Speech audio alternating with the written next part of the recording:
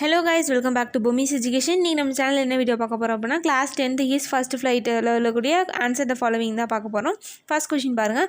How was the young seagulls first attempt to fly?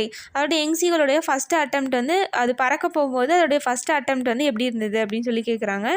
இந்த answer பாருங்கள். த young seagulls first attempt to fly was a failure. அது முதல்ல பறக்க ஆரம்பிக்கும் போது அது வந்து தோல்வியில் தான் முடிஞ்சிச்சு. ஏன் அப்படின்னா, because he was afraid to fly. அது பறக்கிறதுக்கு ரொம்ப பயமாக இருந்துச்சு. அஃப்ரைட்னா ரொம்ப பயப்படுறதுன்னு அர்த்தம்.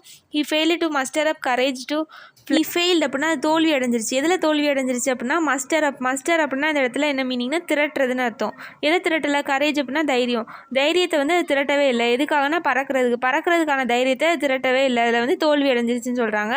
Instead of flapping is wings and flying away, ரெக்கையை விரித்து பறக்கிறதுக்கு பதிலாக he ran back to the little hole, ஒரு லிட்டில் ஹோலுக்குள்ளே அது ஓடி போயிடுச்சு அப்படின்னு சொல்கிறாங்க. நெக்ஸ்ட் கொஸ்டின் பாருங்கள். How did the parents support and encourage the young seagulls brothers and sisters? அதோட யங் சீகளுடைய பிரதர்ஸையும் சிஸ்டர்ஸையும் அவங்க பேரண்ட்ஸ் வந்து எப்படி சப்போர்ட் பண்ணாங்கன்னு சொல்லி கேட்குறாங்க. எப்படி சப்போர்ட் பண்ணி என்கரேஜ் பண்ணாங்க அப்படின்னு சொல்லி கேட்குறாங்க. ஆன்சர் பாருங்கள். The parents supported and encourage the young seagulls brothers and sisters by perfecting them in the art of flight, teaching them how to skim and surf the waves and how to dive for a fish. அதாவது அந்த parents வந்து எப்படி சப்போர்ட்டும் encourage பண்ணாங்கன்னா young seagull brothers and சிஸ்டர்ஸையும் அவங்க வந்து perfecting them in the art of flight, பறக்கும் கலையில் நீங்கள் ரொம்ப சிறந்திருக்கீங்க அப்படின்னு சொல்லி என்கரேஜ் பண்ணாங்க. அதுக்கப்புறம் எப்படி வந்து ஸ்கிம் பண்ணுறது, ஸ்கிம் அப்படின்னா என்னென்னா எப்படி மிதக்கிறது, அப்புறம் வேவ்ஸ் எல்லாம் வந்து அதை எப்படி கடந்து போகிறது, சர்ஃப் எப்படி பண்ணுறது வேவ்ஸை அப்படின்னு சொல்லி கொடுத்தாங்க. சர்ஃப் த வேவ்ஸ் அதான் கொடுத்துருக்காங்க பாருங்கள். Then how to dive for a fish, எப்படி வந்து மீன் வரும்போது அந்த ஃபிஷ்ஷை வந்து எப்படி பிடிக்கிறது, டைவ் பண்ணுறது அப்படின்னு சொல்லி கொடுத்துருக்காங்க. நெக்ஸ்ட் கொஸ்டின் பாருங்கள். Give an instance that shows that pathetic condition of the young bird. அதாவது இந்த யங் சீகள் இருக்கு இல்லையா, அந்த யங் பேர்ட், அதுதான் யங் பேர்டுன்னு சொல்கிறாங்க. அந்த யங் பேர்டோடைய ஒரு பரிதாப நிலை கண்டிஷன் என்ன அப்படின்னு சொல்லி கேட்குறாங்க.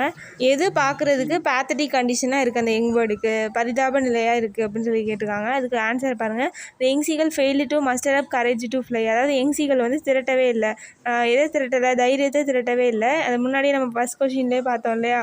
அதாவது யங் சீகல் வந்து தோல்வி அடைஞ்சிருச்சு தைரியத்தை திரட்டுறதுக்கு, அதால் பறக்க முடியலை. He had to stay in his nest. அதனால் அது பறவை கூட்டிலே வந்து அது தங்க வேண்டிய நிலைக்கு வந்துருச்சு.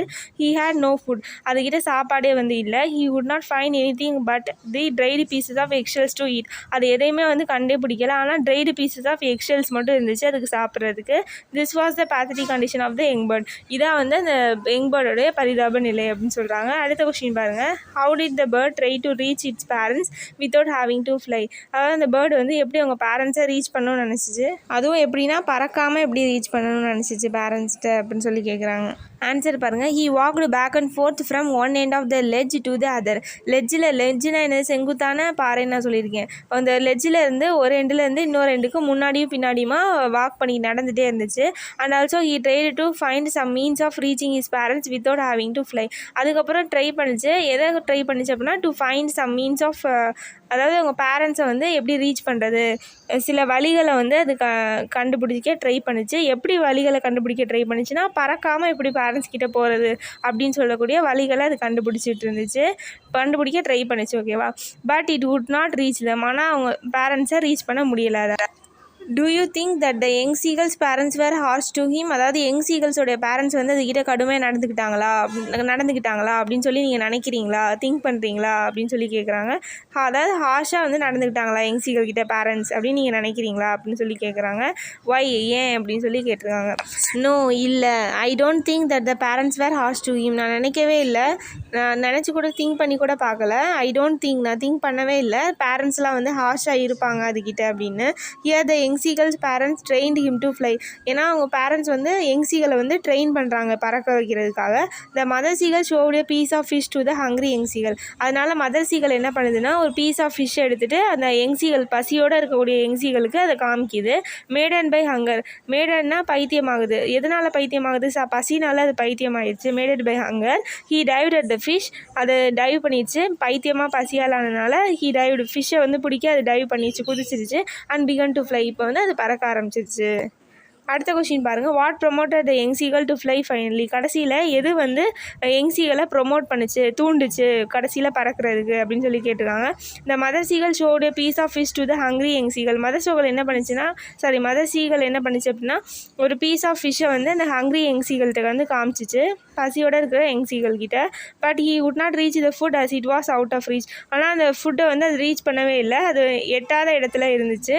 மேடட் பை ஹங்கர், அது மேடட்னா என்னது, பைத்தியமாகுது, அது பசியால் பைத்தியமாகி he dived at the fish, அந்த ஃபிஷ்ஷை நோக்கி அது டை குதிச்சிருச்சு. Thus it's natural bird instincts, எல்லா பேர்டுக்கும் இருக்கக்கூடிய உள்ளுணர்வு தான். And it urge for survival, அது உயிர் பழைக்கணும் அப்படிங்கிறதுக்காக. Promoted the young seagull to fly finally, கீழே விழுந்துடாமல் இருக்கணுங்கிறதுக்காக அது பறக்க இறக்கே விரித்து பறக்க ஆரம்பிச்சிருச்சு. இது எல்லா பேர்டுக்கும் இருக்கக்கூடிய ஒரு உள்ளுணர்வு தான். ஓகேவா, அதோட உயிரை வந்து காப்பாற்றணும் அப்படிங்கிறது வந்து ப்ரொமோட் பண்ணிடுச்சு, அதனால் யங் சீகல் வந்து ஃப்ளை பண்ணிடுச்சு கடைசியில் அப்படின்னு சொல்லிட்டாங்க. அடுத்த கொஸ்டின் பாருங்கள், what happened to the young seagull when it landed on the green sea? என்ன நடந்துச்சு யங் சீகல் வந்து க்ரீன் சீயில் வந்து லேண்ட் ஆனோட்டி அப்படின்னு சொல்லி கேட்குறாங்க. The young seagull landed on the green sea and sank into it. அதில் லேண்ட் ஆனோட்டி அது உள்ளே வந்து முழுகிருச்சு, சாங்க் ஆயிடுச்சு. His belly touched the water, அதோட பெல்லினா என்னது, வயிற்று பகுதி வந்து அந்த வாட்டரை வந்து டச் பண்ணிடுச்சு. And he sank no further, ஆனால் அது வந்து உள்ளுக்குள்ளே இன்னும் முழுகவே இல்லை. He was floating on it, அதில் வந்து அது மிதந்துட்டு இருந்துச்சு அப்படின்னு சொல்கிறாங்க. உங்களுக்கு இந்த வீடியோ யூஸ்ஃபுல்லாக இருந்துச்சுன்னா மறக்காமல் பொம்மிஸ் எஜுகேஷனை சப்ஸ்கிரைப் பண்ணுங்கள், உங்கள் ஃப்ரெண்ட்ஸ் எல்லாருக்கும் ஷேர் பண்ணுங்கள். தேங்க்ஸ் ஃபார் வாட்சிங்.